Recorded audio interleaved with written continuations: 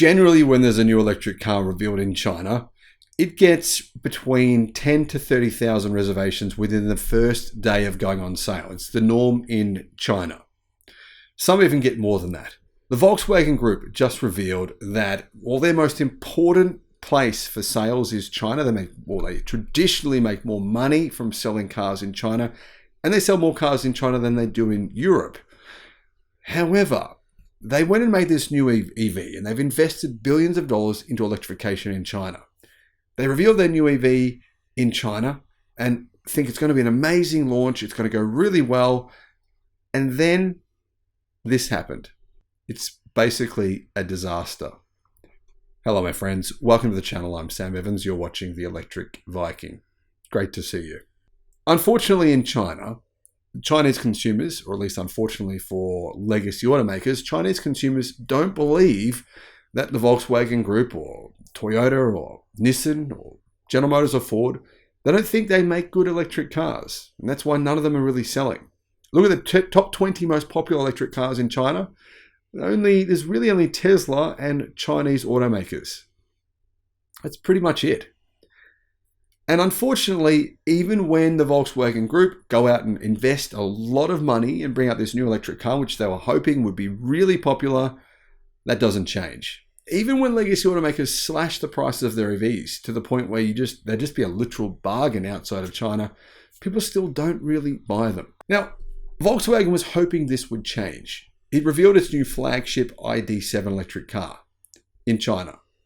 But after 3 days on sale, it has a total of 300 orders. So 100 per day. Its new launch, as far as I can tell, guys, I've been tracking new car launches in China now for about 4 years.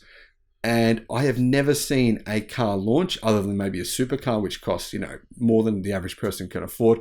I've never seen a car in this category, an electric car, have so few orders after its first 3 days on sale. It's a complete disaster for Volkswagen, especially after they've invested so much money into electrification in China.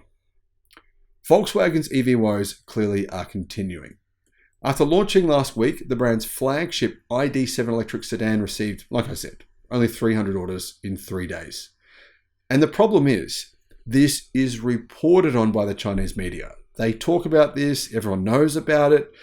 If you're hearing it's a flop, do you think you're going to go, oh, great, I'm going to go buy one. This is a flop. No, you're not going to think that. You're going to think, well, there's a reason people aren't buying this. Clearly, it mustn't be very good. Now, that isn't necessarily true, but that's what people are going to think. If you look at the price, this car is incredibly cheap too. It's only $33,000 for what is quite a large electric car. And outside of China, it costs double the price.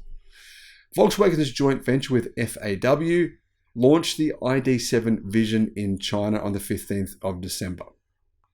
After 72 hours, it's officially the worst selling new car this year. Worst sales launch of an EV this year. The report says that although many people are buying ID vehicles, so a lot of people are buying ID.3s because they're so cheap, they're $16,000. That's actually the Volkswagen Group's best-selling EV in China. None are buying the ID.7, and in fact, most of Volkswagen Group's EVs haven't been a success either. So this is not the only one that has been a sales flop. Now, surprisingly, when people were surveyed in China, they said that most would consider the ID.7 as a second vehicle, not as a first vehicle, not as your primary car.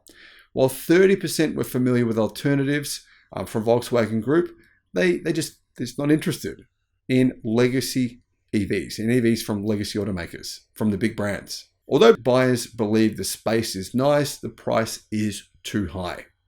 So $33,000 seems like a really good deal, but this is the thing in China. There's so many EVs that are so good that are actually priced even cheaper than this. It's amazing. For example, BYD just revealed their new Model Y competitor, which is very, very good. It's the BYD Sea Lion, and it starts at $27,000. Consumers in China clearly trust BYD's electric cars more than Volkswagen's, which makes sense because they're actually better. So what are the specifications? Well, it comes in a single and dual motor variant. The rear-wheel drive ID.7 is powered by an 84.8, so an 85 kilowatt hour battery pack, It's an NMC chemistry, nickel, manganese, cobalt, with up to 642 kilometers of CLTC range. So probably about 580 WLTP kilometers of range. That's around 399 miles, or in the real world, like I said, about 350 miles. The dual motor version has up to 570 kilometers or 354 miles of range. So you would think, based on those range numbers and that large battery pack in this vehicle, you think people would be lining up to buy them. But yeah, like I said, it's been a big failure. China has accounted for around 40% of the Volkswagen Group's sales over the past decade. But this year, that percentage has declined. And it's probably likely to continue declining over the next decade. The Volkswagen Group is trying to reverse the decline. It has invested billions in China. It's bought new EV platforms. It's invested in XPeng. It's bought a new software company in China for $2 billion. It's invested with SAIC. It's invested with various, even with Leapmotor. But I don't think it's really going to work. Maybe the Volkswagen Group should focus on selling EVs in places where they don't sell any at all, such as Australia. Just an idea. Let me know your thoughts. Thanks for watching. Bye-bye.